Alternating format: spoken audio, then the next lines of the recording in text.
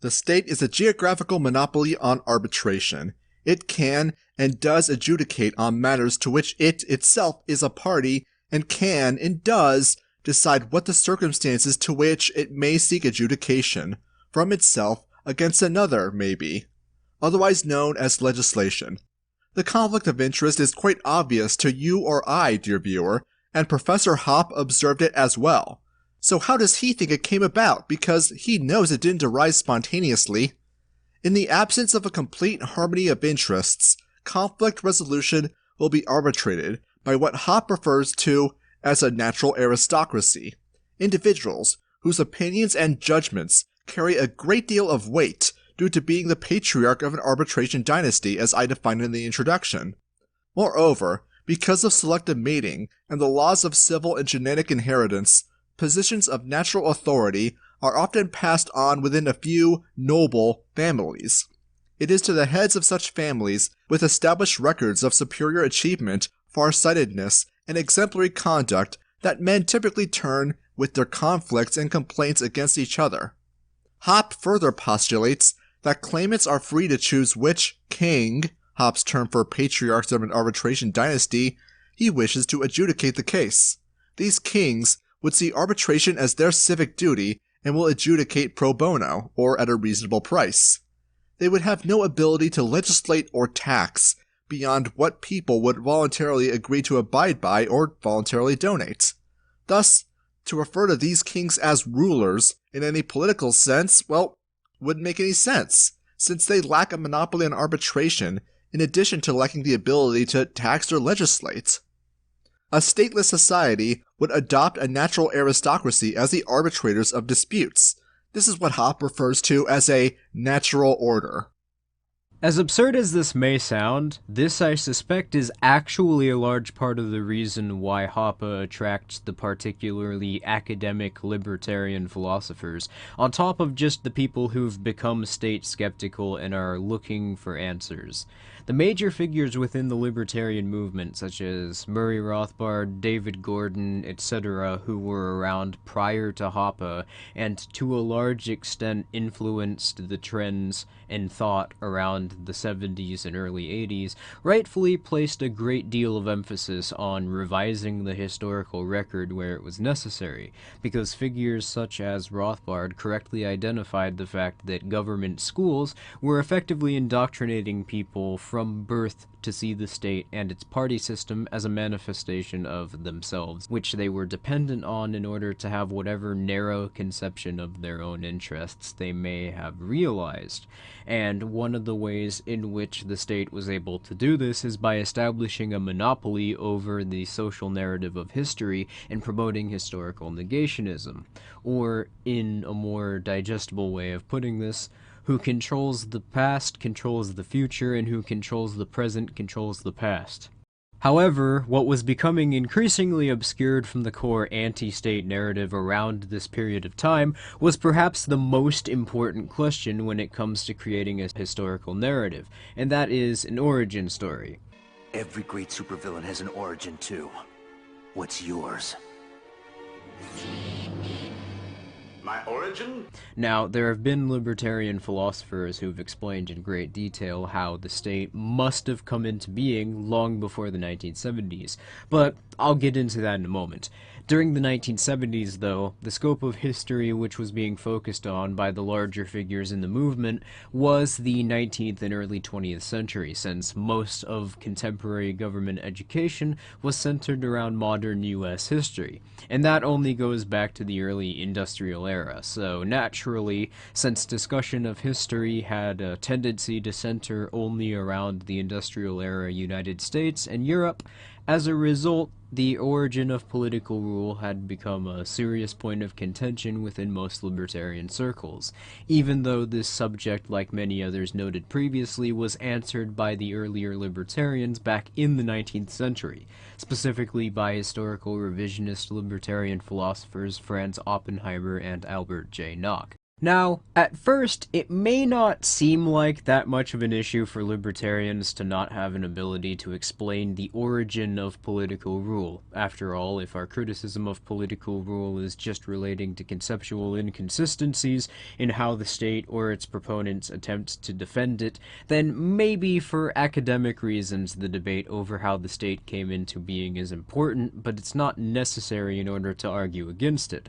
However, a problem which incidentally emerges, as we can see without a clear origin for what it is that the libertarian movement opposes, is that it completely severs libertarian principles from praxis by making it impossible within a narrative constructed that doesn't explain the nature of political rule to define political rule, and more importantly, what a political rule uses to sustain itself.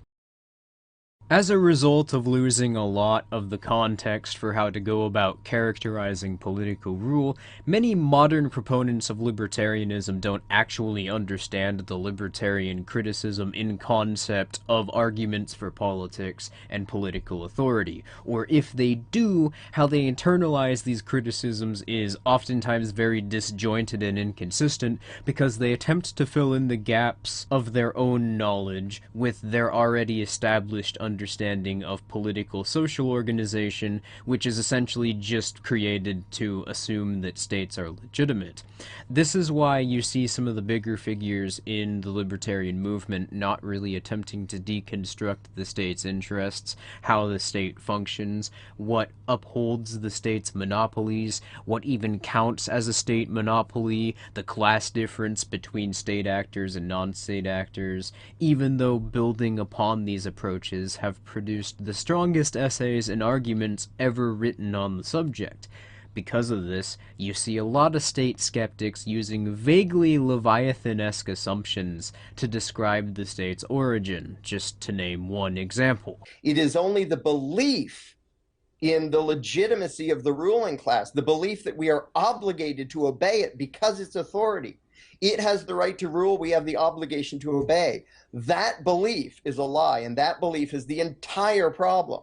Now, this creates a lot of issues. As already noted, it makes the fusion between praxis and conceptual truth about principles impossible to establish, but this is because it obscures what actually defines political rule and makes it very difficult, as a consequence, to create a conceptual truth claim against it. So not having the ability to decisively explain where the state came from beyond making it very difficult to create a coherent anti-state narrative which rejects its legitimacy also predisposes libertarians to filling in the gaps in their own understanding with narratives and assumptions about the nature of social organization that are designed to favor political rule. For instance, if you were to incorporate a sort of Hobbesian assumption about the state of nature which people like Larkin Rose employ, then you'd be predisposed, instead of actually going out and obtaining the means to live independently of regulated outlets, to endlessly try and debate everyone and convince them that the way they attempt to project their interests onto politicians and bills written by the state is misguided, while effectively operating around the same assumption of how you would have your interests met in a state society. In fact, you'd be discouraged from actually trying to subvert the state, because your worldview assumes that you need to convince everybody to agree with you in order to have the state stop existing, which is something that simply cannot and will not ever happen, especially in state societies where people as children are systemically brainwashed to believe that they can only have their interests met through a political party, not to mention how unrealistic this approach makes libertarianism innately seem. This causes libertarians to trick themselves into essentially regressing back into a political mindset and social contract theory while thinking that they're arguing against political rule.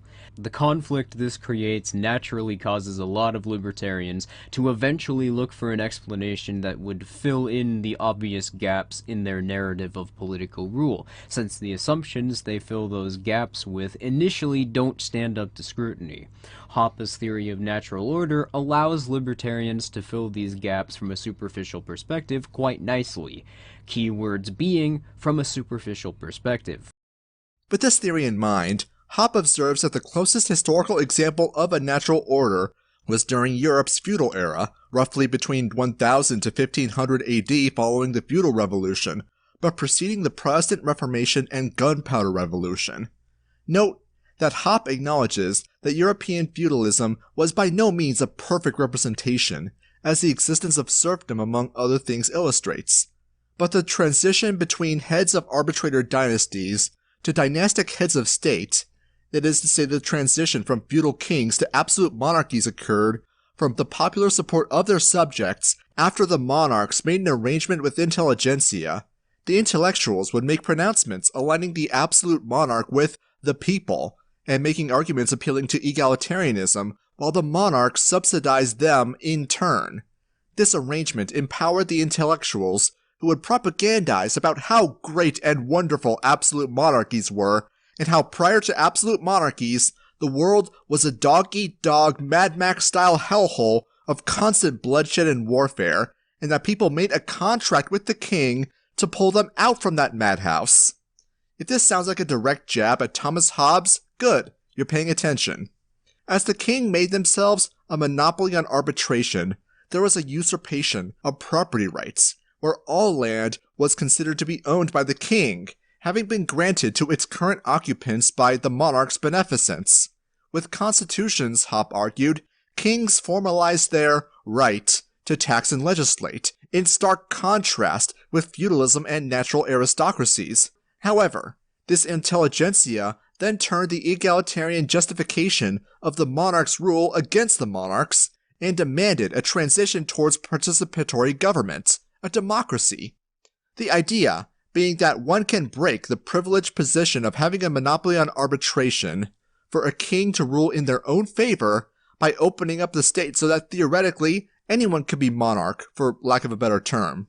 For Hoppe, there still was a privilege and a double standard for justice. It's just now, instead of being limited to the monarch and the royal family, it was open to presidents and their various public officials, government agents in other words. Those who aren't government agents were still subject to predation. For Hoppe, then, democracy was not so much an advancement in justice, but a diffusion of injustice, that everyone may use the force and violence of the state to prey upon their neighbors. In addition to all this, Hoppe makes numerous observations about the incentive of an absolute monarch versus democratic ruler. A monarch has an incentive to preserve and increase the value of their land, and it is, for all intents and purposes, their property, whose value they will benefit from over the course of their lives to eventually pass on to their progeny. As most parents are assumed to have nothing but the best of intentions for their hatchlings, most parents, it is assumed, they'll want their sons and daughters to inherit a better kingdom than what they inherited. Democratic rulers, on the other hand, are at best temporary caretakers. Because for all intents and purposes they are not the owners, their incentive is to appropriate as much of its value for themselves for the duration of their time in office. It's like if there's a massive pile of gold, but you only have 10 seconds to take as much as you can. Your incentive will be to shovel as much as you can into your pockets, arms, whatever. As the possibility of family also being future caretakers is nebulous at best, their time preferences are short or high. A monarchical king, by contrast, would have a long or low time preference, as their progeny's succession is virtually assured. Thus, it is argued, kings are more inclined towards more limited economic interventionist policies, which preserve and enhance the economy of their country, compared to a democratic, highly economically interventionist country. Thus, there cannot logically be a correlation between the transition from monarchies to democracy in the West and the increase in the standard of living. Hoppe argued that wealth creation and economic progress happened in spite of it, and had the West remained monarchistic or even feudalistic, the expansion of the welfare, warfare, tax and spend state would have been greatly limited, and we'd be wealthier in ways that we can't even imagine today. The absence of a welfare state also encourages more conservative, pro-family social values rather than degenerative culture of today. Another point he makes is that war, under absolute monarchies, tend towards limited skirmishes with clearly defined objectives, rather than vaguely defined wars against ideas or to achieve an undefinable objective. Hoppe argued that total war, where all targets, military and civilian alike, are fair game for enemy combatants, in addition to a military-industrial complex, is something that only happens under democracies and never under monarchies. More importantly, as ideologically the distinction between state and person was blurred, it was easier for governments to mobilize all resources and production for war, whereas previously, the popular distinction was that wars were just the king's war. I said a lot here, but basically, Hoppe believes that feudalism under a natural aristocracy is ideal, and that although an absolute monarchy is preferable to a democracy due to being more peaceful, less victimizing of people's liberty, and not as encouraging of social degeneration, his preferred form of social and political organization is feudalism. He believes that a voluntary, stateless society will strongly resemble feudalism. Now, just to be clear, we know Hoppe isn't a monarchist. He just sounds a lot like one. No, he's clearly a neo-feudalist. Politics, broadly defined, is the distribution of scarce resources using violence. Politics is a subset of economics. However, in conflating historical reality with his theory, he creates a situation where his interpretation of historical reality can only be wrong if libertarianism is wrong. It is not my purpose here to engage in standard history, i.e., history as it is written by historians, but to offer a logical or sociological reconstruction of history informed by actual historical events, but motivated more fundamentally by theoretical, philosophical, and economic concerns. What he's trying to do is similar to what Murray Rothbard did in describing alternate theories and narratives about history. The difference is that when Rothbard did it, he provided specifics, showed quotes, dates, times, names. Generally, he had hard data to back up and support a theory that more accurately describes both historical and present concerns. Hoppe here is just guessing what feudalism was like, projecting his natural order theory backwards onto feudalism and neglecting the historical and economic context that favored a feudal social order to come about in the first place. This is the difference between historical revisionism and historical negationism. At the risk of repeating myself, we know full well Hoppe does not argue feudalism is a perfect representation of his idea of a natural order, so any criticisms we have of feudalism are not necessarily criticisms of Hoppe's natural order and vice versa. But that said, Hoppe's assessment of feudalism is undermined by the existence of serfdom. You know serfdom, right? Where peasants were legally bound to their lord's land, the manner in which they worked, where they paid taxes, were conscripted into unpaid manual labor work or corvée, were required to arbitrate their cases in courts owned or run by their lord, and if the serf's family members left the manor, the serf will be required to pay a fine to the lord in compensation. The existence of jus primi noctis, where lords claimed the right to have sex with a peasant man's bride on the day of their wedding? Granted, how much of that was actually enforced, practiced, and what the monetary amounts were, and what was demanded of serfs, varied greatly from region to region. In some places, peasants were conscripted, in other words enslaved, to maintain roads and bridges, have their kids guard livestock. Young men may be enslaved into military service, provide horses for messengers, or be subject to the dictates and punishments of a lord, or even just their appointed steward. In Eastern Europe, it was illegal to leave a village without permission from the lord, who may charge a fee to bestow the privilege of freedom of movement. All of this imposed upon peasants for the crime of being born in the wrong territory. Frequently throughout Europe, lords enjoyed territorial monopolies on commodities and made it illegal for serfs to get their tobacco, salt, etc. at anywhere else.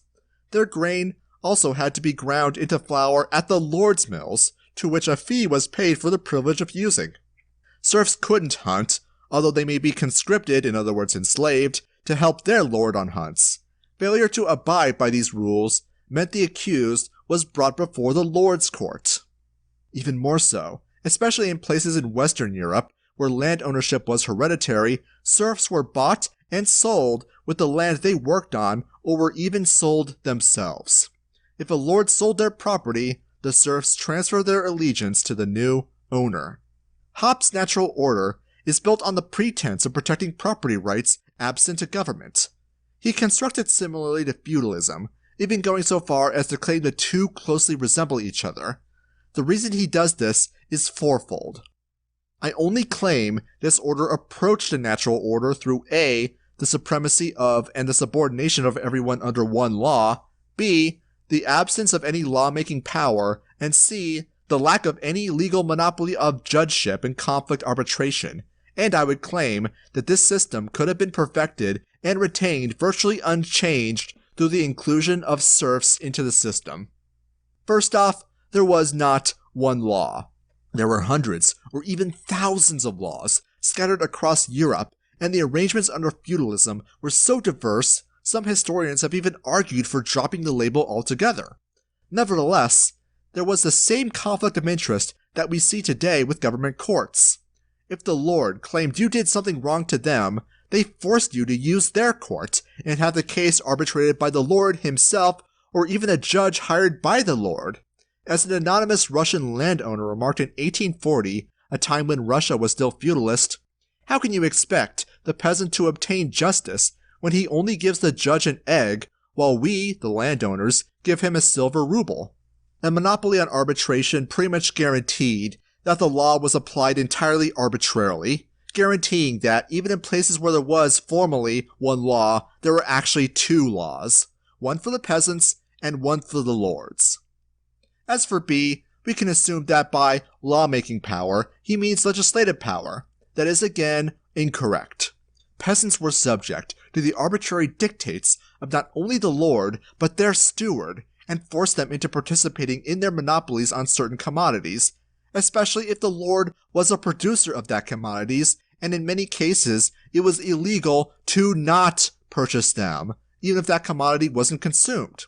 So yes, peasants were subject to the arbitrary whims of their lords and their agents.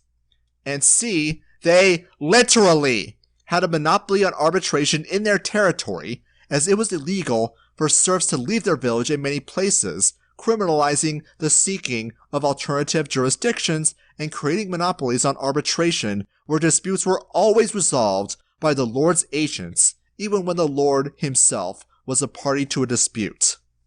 And finally, there is the idea that feudalism could have become a true natural order given time with the institution of serfdom intact.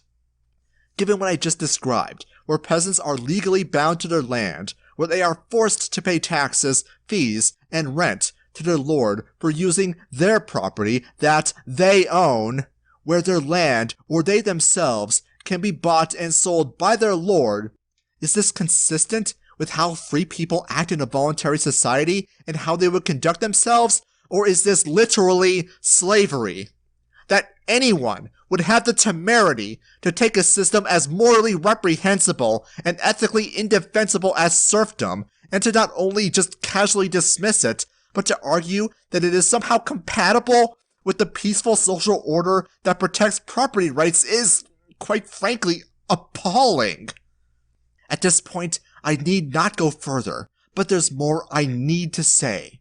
For example, it is often cited by Hoppe and his supporters in defense of feudalism that the actual tax and regulatory burden of serfs was tiny compared to today, as most income taxes were around 3 to 5%, and this was cited as evidence for an otherwise less oppressive regime.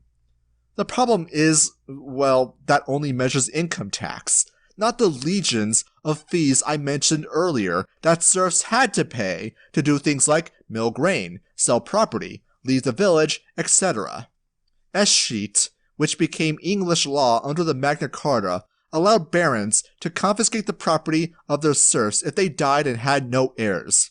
It would quickly become expanded to include convicted criminals and the property of the deceased if no heir was found fast enough, in other words, instantly. Offspring could furthermore be confiscated under this legislation. Not to mention, lords could literally cuck their serfs, completely legally. There are other problems of measuring liberty on a sliding scale, but we'll get into that more in the future. Either way, income taxes certainly is not the most reliable way to measure liberty. North Korea, easily the most oppressive totalitarian regime on the planet. No income taxes whatsoever.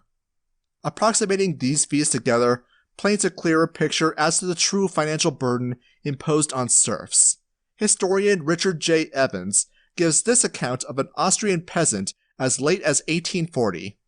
In the 1840s, for example, a substantial peasant family in Austrian Silesia, owning around 42 acres of land, was obliged to provide the local lord regular labor service with 2 draught animals for up to 144 days a year, plus 28 days of manual labor, 3 days of hunting assistance, and 2 days of herding sheep or cattle.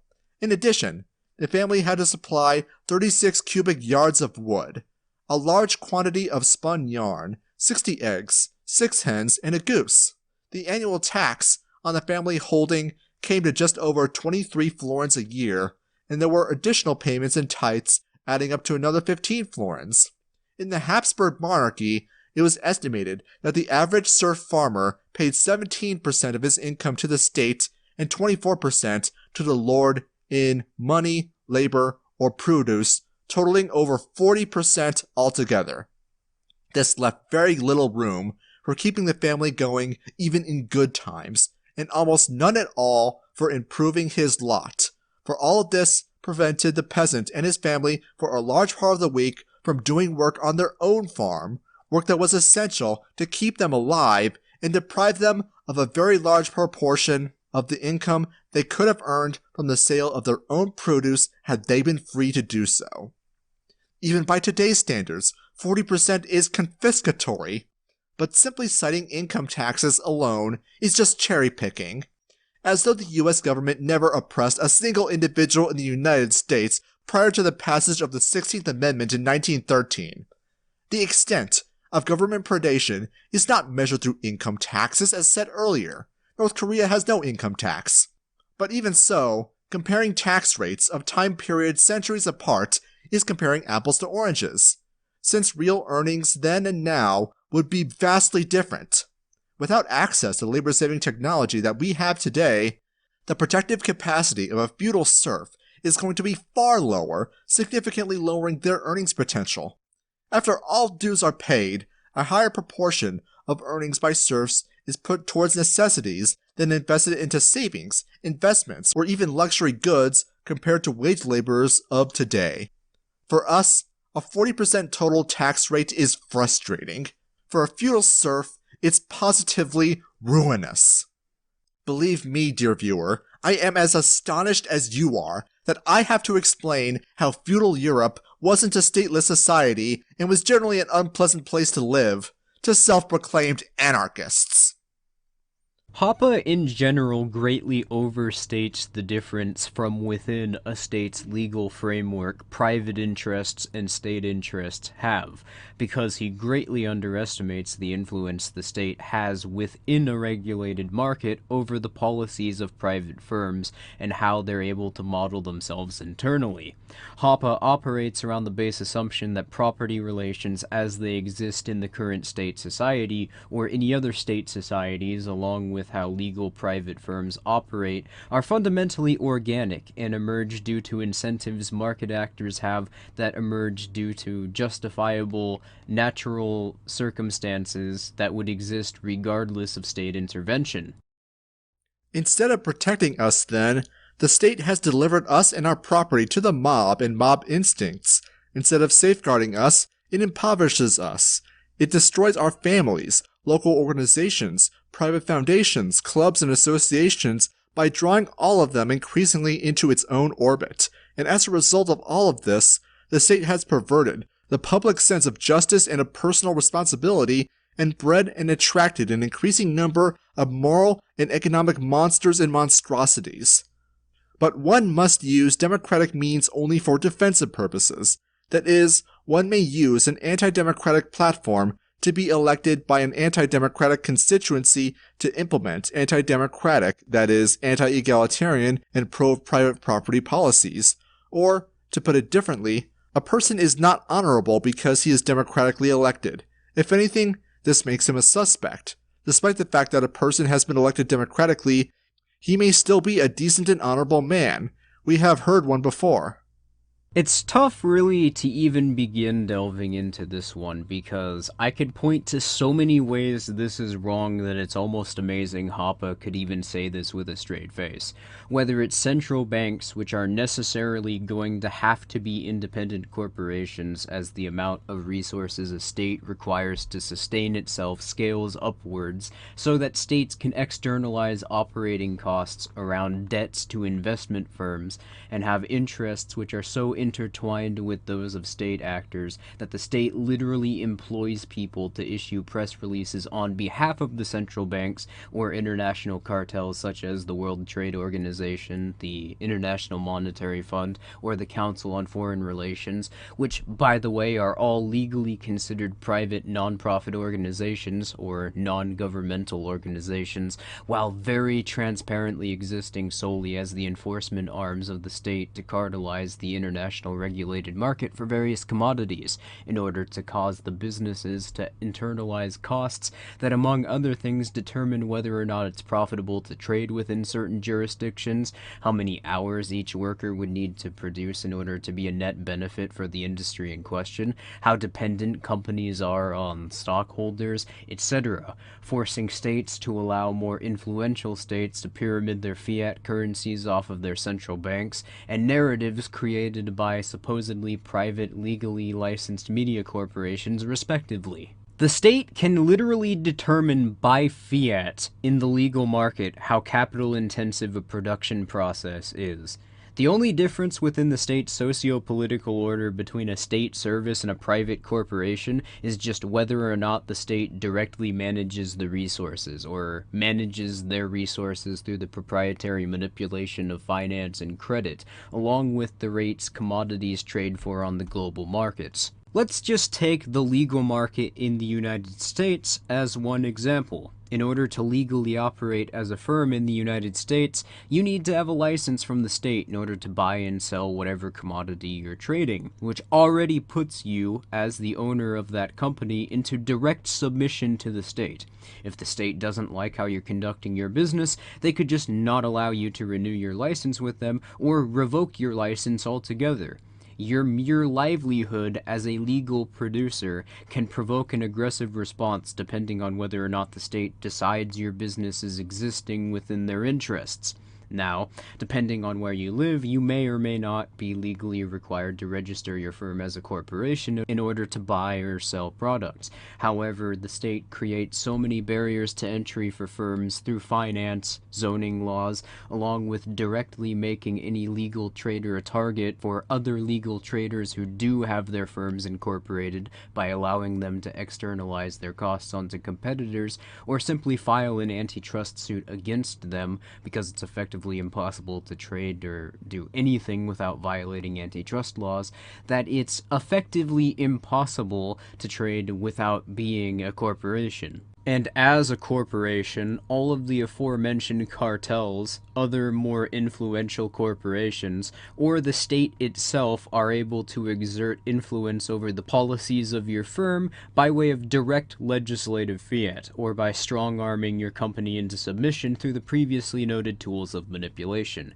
That's aside from the fact that the stock market itself exists because of proprietary manipulation of credit and market rates to sell debts on their own resources in order to maintain a profit. And the smaller, more localized firm is, the more shareholders they're going to require to turn a profit. And all of them, of course, have input into the policies implemented by the firm to ensure that their policies are relatively hegemonic across the entire legal industry. That's just barely scratching the surface, and things get even worse when you take a look at medieval Europe, where each town had its own legal codes for how producers could use their resources, something which Hoppe and his supporters proudly boast and point to as an example to make their case for how feudal monarchies were supposedly more respectful of property norms. Feudal states also had legal charters and industry guilds, which functioned effectively as the mercantilist equivalent of the modern-day finance laws and credit manipulation, but somewhat fused together in an unholy bureaucracy with corporate and copyright law,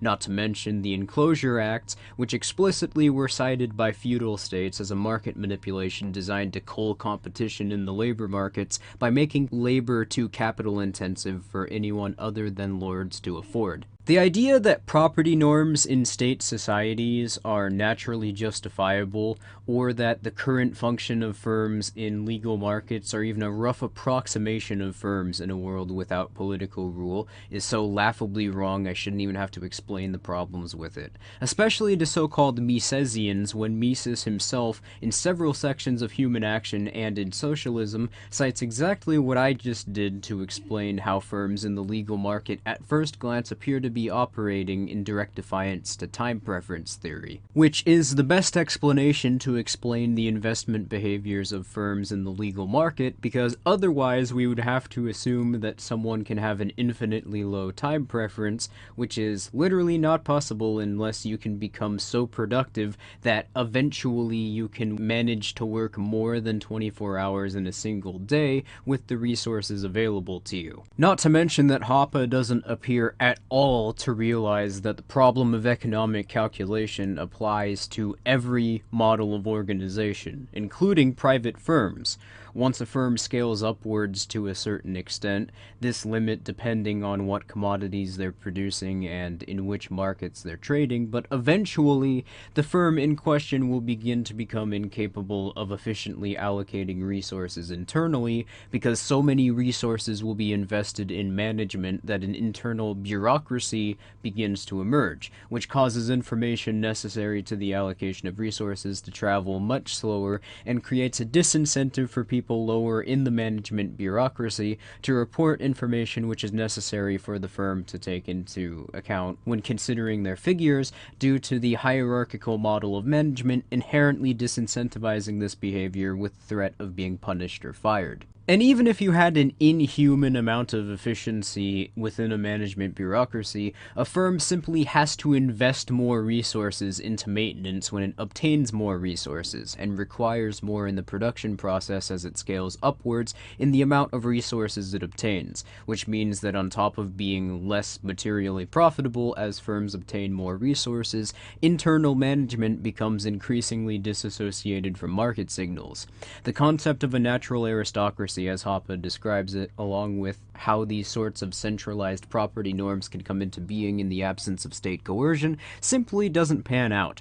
Economically speaking, the only difference between the preferences of states which have democracies and those which have feudal monarchies are that democracies are just feudal monarchies with thousands of efficiency experts managing the state's claimed property. All taxation is theft, it should go without saying. The Lord clearly has no greater claim to the property of serfs than the state does to our earnings. Where Hoppe gets the idea that monarchies or feudalism would create more prosperous societies, I can only guess at, especially when no such economic superiority can be seen in modern monarchies versus modern democracies. When confronted by Professor Benegus Lynch Jr. about this, Hoppe replied by claiming comparing European democracies to African monarchies was a fallacious comparison, as it fails to factor in the problem that modern monarchies have too many black people. I swear, I am not kidding. It would be an error, for instance, to illustrate my theory of comparative government by contrasting European monarchies with African democracies, or African monarchies with European democracies, since Caucasians have, on the average, a significantly lower degree of time preference than Negroids. Any such comparison would amount to a systematic distortion of the evidence. And yes, he actually did just say that. This aside, I do find it strange how Hoppe implies that the system of popular enslavement, called feudalism, would emerge organically out of people wanting to maintain their possessions and holdings. Hoppe imagines that a social order emerges out of men seeking resolution for interpersonal conflict. Given that he acknowledges that it is in people's interest to establish a social order in which to retain their property, it is improbable Hoppe's hypothetical rational people would voluntarily surrender their property rights for the sake of property rights protection, nor would they immediately accept the arbitration of the son of a respected and wise arbitrator. Merit is not genetic, and the assumption that an arbitrator can't be trusted because of the circumstances of their birth would be preposterous. The son of a respected arbitrator themselves becoming a respected arbitrator is entirely possible, of course. However, the formation of arbitration dynasties, or natural aristocracy, is improbable. To base one's assumptions about a voluntary society around it is strange, to say the least. Here's how feudalism actually started. There was a class of marauding warlords on horseback who scourged Europe, finding plunder to be more profitable than production. According to historian Guy Boyce, the impotence of the political authorities was such that the Catholic Church stood in for them in the attempt to restore order. In the movement known as the Peace of God, councils of peace proclaimed series of interdictions which were sanctioned by anathemas. Vast assemblies of peace received the oaths of the warriors. The movement originated in the French Midi, Council of Charroux in 989, Council of Narbonne in 990, then gradually spread. Following the elevation of soldiers and heavy cavalry into levels of prestige, and following numerous crop failures around the late 10th, early 11th century, these knights found it more beneficial to raid and pillage the countryside, being deadlier and more destructive than even dozens of peasants. Local government agents were powerless to stop them. Following the Christianization of Europe, which is a story unto itself, the rise of feudalism was established as a way to stop the rampaging knights by giving them authority over certain territories and therefore making them financially invested in their territory's well-being. Titles of nobility and lordship were bequeathed, and given that the Catholic Church had spiritual leverage over Europe in ways that transcended national, linguistic, and ethnic divides, they were in a strong position to do so. So strong was their position, in fact, that the Church was, in many ways, the European Union of the day. They maintained and constructed public infrastructure, collect tithes from their followers, imposed legislative edicts across the continent in canon law, and even held its own sovereign territories. To characterize feudal Europe as decentralized is, once again, ahistorical. Far be it from the biblical Adam and Eve story of Paradise Lost, the feudalism Hoppe wants to put forward simply isn't accurate to historical reality. So we know that this origin story of the state can't be true. What about those previous figures, Albert J. Nock and Franz Oppenheimer, who I mentioned briefly? Well, they examined the property relations existing in states around the time they published their works and contrasted them with various historical narratives and analysis of economic theory, and managed to produce the best explanation of where political rule originated that I think exists. This being that around 3500 BC, the majority of the population of the Earth was concentrated into a few small hubs, and production was still capital intensive to where most trade couldn't occur in small localized operations.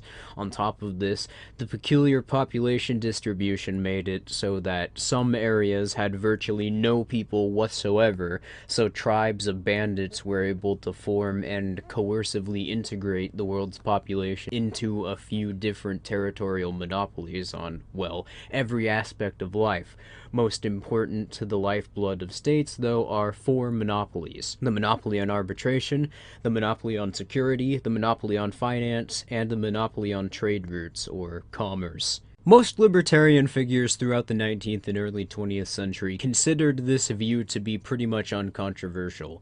Benjamin Tucker, for example, took influence from it in his essay The Four Monopolies, and it's unsurprising as to why this is.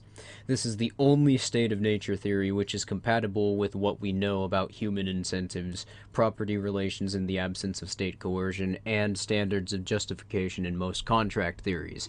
It's also supported by archaeological evidence, such as trade routes and farm cultivation, that suggests the existence of complex organization, which is much more advanced than any of the other state of nature theories, including Hoppe's, would suggest was possible thousands of years prior to the earliest evidence we have of states. This is only a brief summary of Nock and Oppenheimer's arguments, so go read their full books if you'd like to know more. But the point is that at some time, for unknown reasons, between the forming of what most people would recognize as the modern libertarian movement and the Boston anarchist circle falling off the face of the earth, this state of nature theory became lost to most libertarians. And it's not as if Nock and Oppenheimer's work was only influential in libertarian circles. Nock's work was widely published in the Freeman and the Nation, and Oppenheimer was a peer-reviewed academic from the University of Kiel. So we're not just talking about a few cranks here.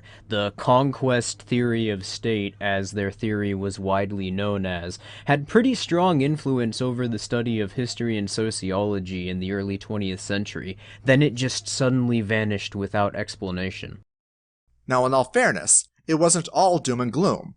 Feudalism was well suited to the economic situation of Europe at the time, and we should be humble in examining that time period, especially considering all the varieties of feudal arrangements. Was the feudal system unethical? Abso-freaking-lutely. Is it desirable? Certainly not to me. Is it better or worse than modern democracies or even absolute monarchies? In some respects, yes, and in others, no. There were trade-offs, and you should come to your own conclusions about that. But this chronic ahistoricism and the fundamental, indefensible flaws in the framework of the natural order to which all of Hoppe's ideas are conscripted in the pursuit of is contradictory to Hoppe's objective of achieving an anarchist social order. It's feudalism and monarchism that make feudalism and monarchism look bad, not black people. The historical negationism to give feudalism a friendly face imply either Hoppe's natural order is compatible with slavery, thus making natural order evil, or Hoppe is ignorant of history. I'm inclined to believe the latter, given Hoppe's refrain, "History is always written by its victors," a wonderful excuse for justifying ignorance.